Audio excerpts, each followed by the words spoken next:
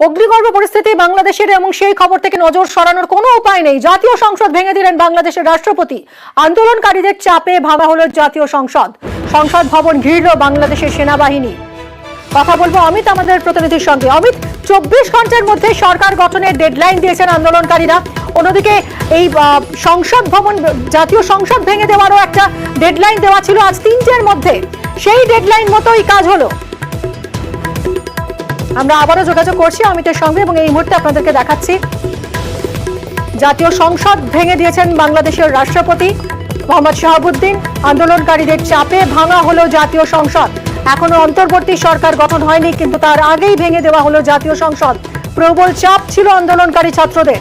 3টে পর্যন্ত তারা ডেডলাইন দিয়েছিল জাতীয় সংসদ ভেঙে দেওয়ার, এবং 24 ঘন্টার মধ্যে সরকার গঠনের চাপ দিয়ে রেখেছে তারা রাষ্ট্রপতির উপর।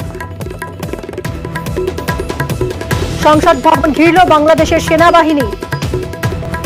24 ঘন্টার মধ্যে সরকার গঠনের ডেডলাইন আন্দোলনকারীদের। দাবি না মানলে আরো বড় আন্দোলনের হুঁশিয়ারি।